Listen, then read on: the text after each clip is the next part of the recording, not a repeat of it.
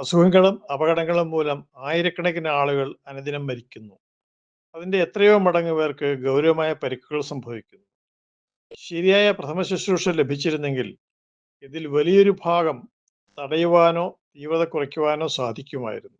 ഒരാൾ അബോധാവസ്ഥയിൽ വീഴുന്നതിനോ അവശനിലയിലാകുന്നതിനോ ഇടവരുത്തിയേക്കാവുന്ന ചില കാരണങ്ങളും സ്ഥല സുരക്ഷിതത്വം ഉറപ്പാക്കുന്നതിൻ്റെ പ്രാധാന്യവും കഴിഞ്ഞ വീഡിയോകളിൽ വിശദീകരിച്ചിരുന്നല്ലോ.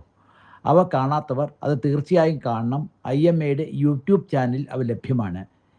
അടുത്തതായി ചെക്ക് റെസ്പോൺസ് അഥവാ പ്രതികരിക്കുന്നുണ്ടോ എന്ന് നോക്കുകയാണ്. അതാണ് ഇന്ന് വിശദീകരിക്കുന്നത്. 10-15 സെക്കൻഡിനുള്ളിൽ സുരക്ഷിതമായ സ്ഥലത്തേക്ക് രോഗിയെ മാറ്റിയിട്ട് രോഗി പ്രതികരിക്കുന്നുണ്ടോ, ഉണ്ടെങ്കിൽ എത്രമാത്രം പ്രതികരിക്കുന്നുണ്ട് എന്ന് നോക്കണം. ഇതിനായി രോഗിയുടെ ഒരു വശത്തായി മുന്നിൽ നിന്നുകൊണ്ട് 2 ചുമലുകളിലും ഉറക്കത്തട്ടി എന്ത് പറ്റി എന്ന് ചോദിക്കണം. പേരറിയാമെങ്കിൽ വിളിച്ചു നോക്കുകയും ആവും.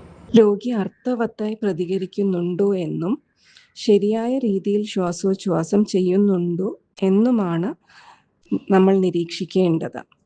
സാധാരണക്കാരൻ നാഡിയിടിപ്പ് നോക്കി സമയം കളയണ്ട.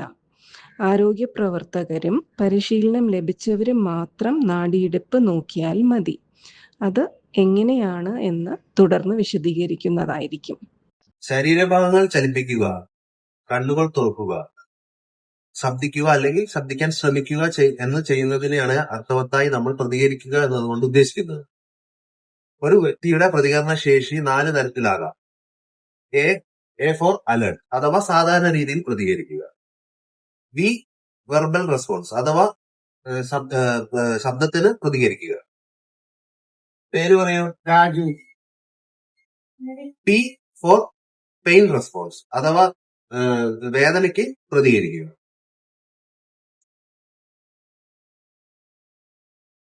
U ഫോർ അഥവാ അൺറെസ്പോൺസീവ്, ഒരു പ്രതികരണ ശേഷിയും ഇല്ല എന്നിങ്ങനെയാണ് 4 തരത്തിൽ നമ്മൾ പ്രതികരണത്തിനെ വിഭജിക്കുന്നത്. ഒരാൾ ശ്വാസോച്ഛ്വാസം ചെയ്യുന്നുണ്ടോ എന്ന് നോക്കാൻ പ്രത്യേകിച്ച് പരിശീലനമൊന്നുമില്ലാതെ തന്നെ ഏതൊരാൾക്കും സാധിക്കും.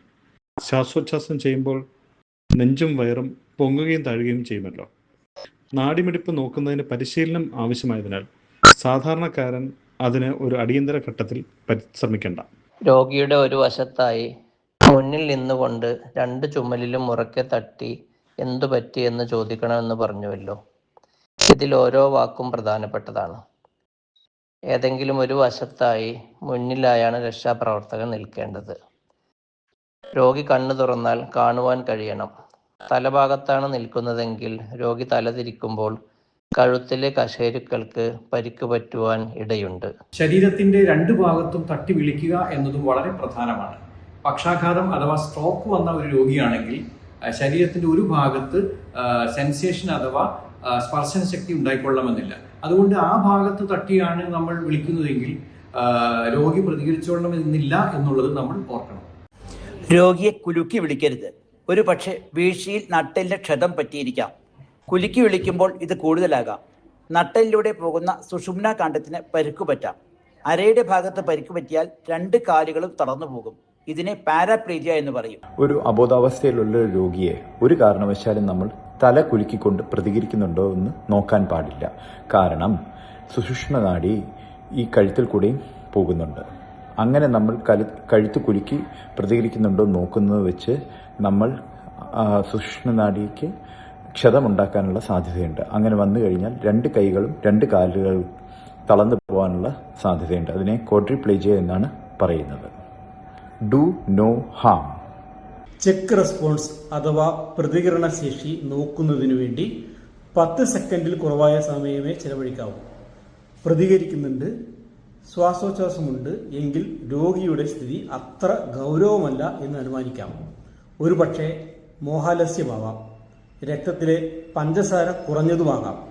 രോഗിയെ നിരീക്ഷിച്ചു കൊണ്ടേയിരിക്കണം. ശരിയായ ജീവൻ രക്ഷാപ്രവർത്തനങ്ങളും അതുപോലെ തന്നെ പ്രഥമ ശുശ്രൂഷയും സമൂഹത്തിലെ വിവിധ തുറകളിലുള്ള ജനങ്ങളിലേക്ക് അവരെ പഠിപ്പിക്കുക എന്ന ഉദ്ദേശത്തോടു കൂടിയാണ് Indian medical association Kerala state ബ്രാഞ്ചിൻ്റെ എമർജൻസി ലൈഫ് സപ്പോർട്ട് ട്രെയിനിങ് അഥവാ അടിയന്തര ചികിത്സാ പരിശീലനം ആരംഭിച്ചത്. സമൂഹത്തിലെ എല്ലാ തുറകളിലുമുള്ളവരുടെയും സന്നദ്ധ സംഘടനകളുടെയും ഭരണകൂടത്തിൻ്റെയും സഹകരണമുണ്ടെങ്കിൽ നമുക്ക് ഈ ലക്ഷ്യം കൈവരിക്കാം.